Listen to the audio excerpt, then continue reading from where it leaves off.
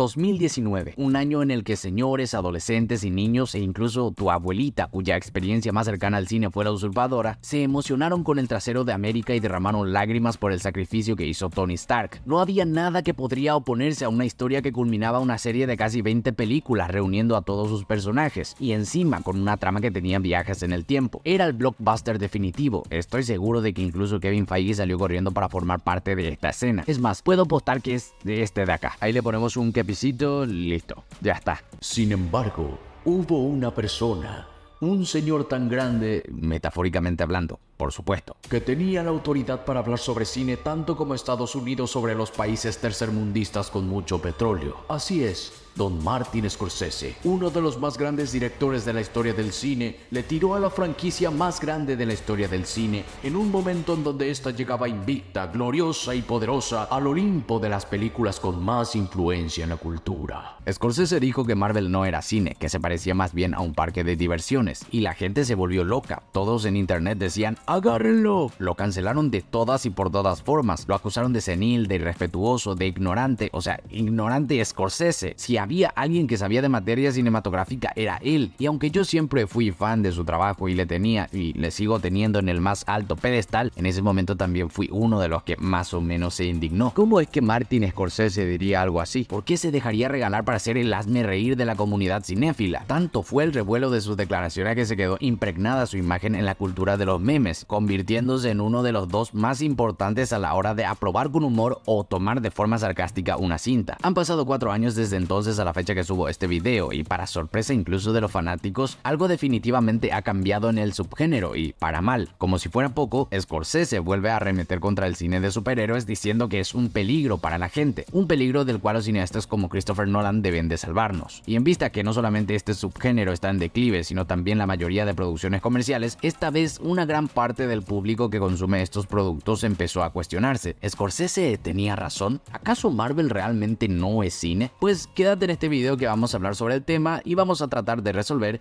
este dilema. A diferencia de la vez anterior, las declaraciones del veterano director dividieron a la comunidad. Muchos dentro del mismo fandom se resignaron ante sus palabras, pues hace bastante que no hay buenas historias de superhéroes. Los estudios empezaron a exprimir el trapo el doble de rápido de lo que fue hasta hace algunos años, esperando tener la mayor cantidad de contenido posible en sus plataformas. Y sí, estoy hablando principalmente de Disney. La prioridad de la cantidad por encima de la calidad trajo un producto final idéntico al resto, con ritmos similares, estéticas similares, los eternos chistes similares, hasta problemas técnicos similares. Todo se sentía sin alma, sin voluntad, sin emociones, aburrido, y lo peor hasta ahora, la mayoría de las historias no llevaban a nada, no tenían consecuencias en nada. De esto ya hablé en mi desahogo sobre la serie de Secret Invasion, donde me explayo de forma más extensa y les dejo acá arriba para que vean cuando terminen este video. Por parte de Warner es lo mismo o peor y merece su propio video, pero podemos mencionar que sus franquicias comerciales lo están llevando a la bancarrota. La mitad de esa responsabilidad la tiene DC. Una casa que jamás pudo encontrar su identidad y desde hace 10 años no ha hecho otra cosa que saltar de estilo en estilo, no pudiendo decidirse si quiere ser cómico como Marvel, pero con el riesgo de perder a los fanáticos de los cómics, o ser demasiado oscuro como quieren dichos fanáticos, pero con el riesgo de perder al público general. Al final perdió a ambos bandos, y eso se refleja en las millonarias pérdidas que ha acumulado en sus cintas en los últimos 3 años. Ahora, se podría argumentar que el excepcional éxito que alcanzan las sátiras como The Boys o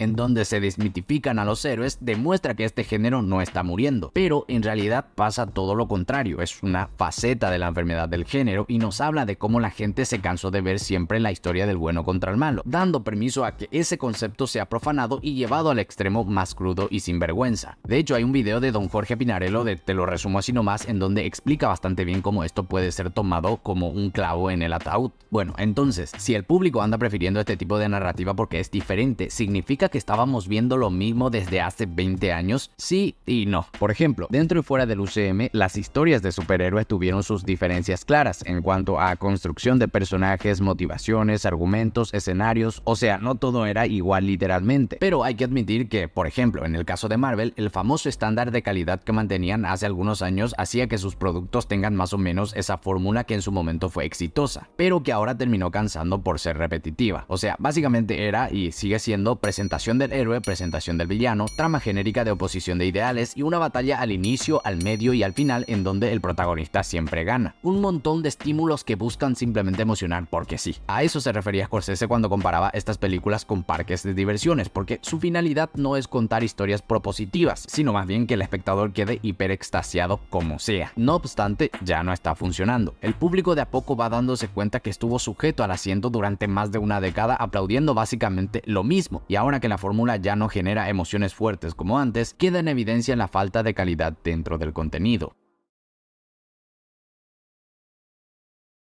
Aunque no crean, la palabra cine tiene una definición bastante sencilla. Si se meten a Google, básicamente encontrarán lo mismo. Es una forma de narrativa visual y artística que utiliza imágenes en movimiento, sonido y música para contar historias, transmitir ideas y emociones al público. Emociones, ya está. Con esto podríamos cerrar el debate argumentando que la finalidad principal del cine comercial es ese, de no ser por dos cositas. Primero, en la cultura popular el cine adquirió una connotación que supera la descripción técnica y práctica de lo que significa la palabra. Muchos cuando hablan de ello asumen que solo se trata del producto final que reúne ciertos requisitos de calidad como el guión, la fotografía, la actuación de los personajes, etc. Y a su vez relacionan esto con un talento artístico. Y segundo, por lo último, lo artístico. Arte, palabra que silenciosamente pasó desapercibida dentro de la definición anterior, pero que es lo que la mayoría piensa que son las películas. Por eso es que cuando decimos que algo es cine, lo que realmente queremos decir es que el material es tan bueno que necesariamente tiene que ser una obra de arte. Por ende, toda cinta cinematográfica debe de aspirar a llegar a ese estatus, y si por si acaso no lo hace, se descarta automáticamente su valor. Por poner un ejemplo, Dragon Ball, la película. Con el corazón en el pecho, díganme sin pensar demasiado si se atreverían a llamar a esa cosa horrenda, desagradable, deplorable, inaceptable, abominable y cualquier otro adjetivo peyorativo que termine con able si esa cosa es cine.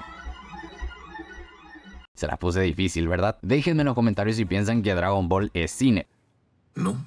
Y ya que estamos, si les gusta mi contenido, me pondría muy feliz si me ayudan con un like, compartiendo este video y por supuesto suscribiéndose. Y también activando la campanita para recibir notificaciones cuando alce nuevo contenido. Me ayudaría demasiado a seguir conversando sobre estos temas. Seguimos. Entonces, hay un consenso de lo que se entiende sobre cine sin necesidad de saber tanto. Conceptualmente, como ya dije, lo entendemos como un arte y por ende, es esta palabra la que necesita delimitarse para saber qué cosas califican como tal. Ya desde la antigüedad, los primeros pensadores creían que el arte era una expresión de las ideas de una forma estética o bella. Aristóteles, en su obra Poética, da a entender que el arte es una imitación de la realidad o la naturaleza, que busca la liberación de las emociones del público que se identifica con ella. Además, enfatizó que una obra para que sea arte debe de tener lógica y coherencia, y si hay personajes en él, pues deben de ser consistentes en sus acciones y motivaciones. Desde ahí hasta hace bastante poco estas ideas no cambiaron demasiado, solamente ganaron matices. Por lo que cuando pensamos en arte siempre dejamos por sentado que es algo que es lindo y ya está. Sin embargo, desde el inicio de la modernidad venimos sufriendo cambios de paradigmas en todas las disciplinas y conocimientos, especialmente en todo lo que tiene que ver con la cultura. Antes, una de las intenciones artísticas era perfeccionar aquello que se dejó como legado. Por ende, la música, la pintura o la escultura, con el correr de los siglos pasaron de lo más simple a lo más elaborado posible. Pero el ser humano, después de probarse a sí mismo que puede hacer arte de lo más complejo, buscó simplificar y diversificar sus creaciones, y ayudado por cierto relativismo característico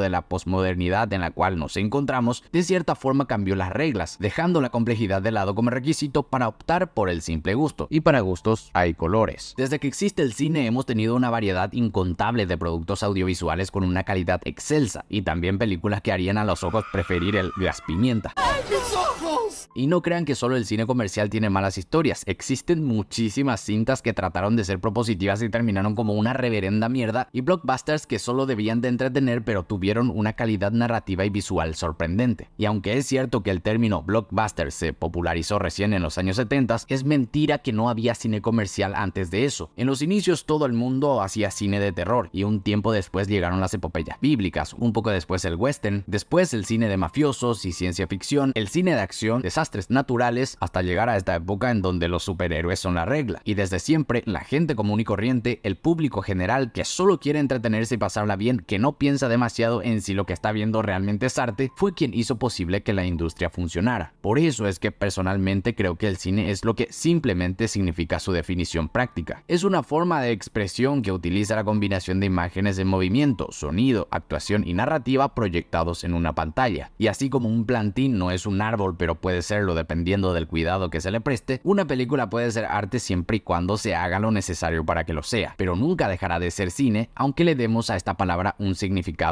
más elevado. No hay nadie que pueda desacreditar a este señor independientemente de sus opiniones. Su legado es tan grande que generaciones siguientes lo estudiarán en los libros de historia. De hecho, ya se lo está estudiando, pero por lo mismo, por saber lo que vale y conocer el peso de su nombre, es que está sesgado en sus opiniones y deja de lado todo lo que mencionamos con anterioridad. Las películas comerciales estuvieron desde prácticamente el inicio y las franquicias empezaron cuando él era joven con Star Wars, que fue creado por alguien cercano suyo, George Lucas. Scorsese comete el error de creer que porque pertenece a una grandísima generación de cineastas, todas las personas en su momento solo consumían películas suyas, similares a las suyas y de sus pares cercanos. Y ya hablamos de que esto no era necesariamente así. De igual forma es entendible que piense esto, porque a diferencia de los años 70 u 80, ahora estamos mucho más conectados gracias a las redes sociales. Además, hay que sumarle que somos muchísimo más los humanos en la Tierra y por consiguiente el revuelo mediático con cada novedad es superior de lo que fue en sus tiempos. Prácticamente todo el mundo sabe quién es el Capitán América, y eso en alguien como el susodicho director puede dar una impresión de superioridad abrumadora y aplastante, cuando simplemente esto sucede porque hoy en día es más fácil la comunicación. Ahora, esto no significa que esté totalmente equivocado. De hecho, a lo mejor lo suyo fue una mala elección de palabras. Si hubiera dicho que las películas de superhéroes carecen de calidad cinematográfica en vez de decir de tajo así que no son cine, la discusión hubiese sido igual de sangrienta, pero se le entendería mejor, ya que mentira no sería. Más aún en estos años en que nos llegó Quantum Mania. Y sí, tengo un problema serio con Quantum Mania.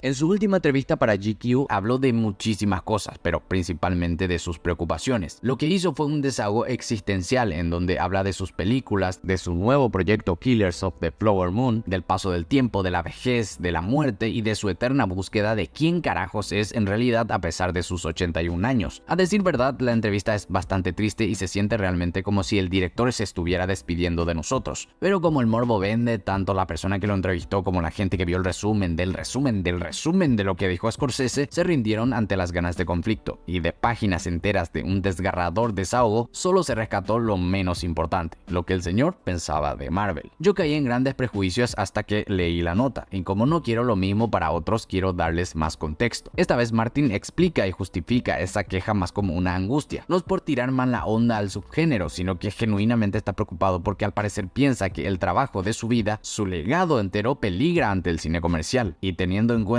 que hacer películas para él fue una búsqueda constante de su identidad, tal vez le preocupa que olviden quién fue Scorsese en algún momento, o por lo menos es lo que yo entendí. Es un peligro lo que están haciendo a nuestra cultura, porque ahora habrá generaciones que pensarán que las películas son solo eso. De nuevo, es entendible y hasta podríamos decir que ahora sí tiene un buen punto, porque si bien dijimos que el cine comercial siempre existió, también debemos de admitir que estamos en un momento histórico en donde la expresión cultural, las tendencias y los gustos nacen de forma cada vez menos orgánica, y son más bien promovidas e influenciadas por las grandes empresas mediante las redes sociales. Ya saben, para ganar dinerijillo de forma más segura. Las grandes casas productoras tienen pocas ganas de arriesgarse a financiar historias que, a pesar de ser propositivas, pueden no interesar al público general. Y esto a su vez hace que disminuya la cantidad de películas independientes, dejando solo como opción a las que están de moda. Un fenómeno que incluso pasa hasta en el mundo de la música, y hace que Chayanne cante reggaetón para poder comer porque ya no hay suficiente apoyo ni difusión para la música que no sea urbana. De todos modos, Scorsese se toma con los superhéroes y olvida que solo son o fueron una tendencia. Está más que claro que cada vez hay menos interés en ellos y últimamente su desempeño en taquilla está muy por debajo en comparación de la década pasada. Y no solo está pasando con los superhéroes, sino con la mayoría de franquicias conocidas que ya fueron exprimidas al punto de generar indiferencia al público. Ahí tienen como ejemplo a Transformers, Misión Imposible, los live actions de Disney o Rápidos y Furiosos. Ya nadie quiere ver lo mismo y por ende la premisa de que habrá generaciones que pensarán que solo este tipo de historias es cine está más que errada. Los gustos cambian y a veces aparecen películas como Barbie u Oppenheimer que rompen el status quo, y es cuando las empresas aprovechan para impulsar una nueva norma. Fue lo que pasó gracias a los X-Men y Spider-Man en los 2000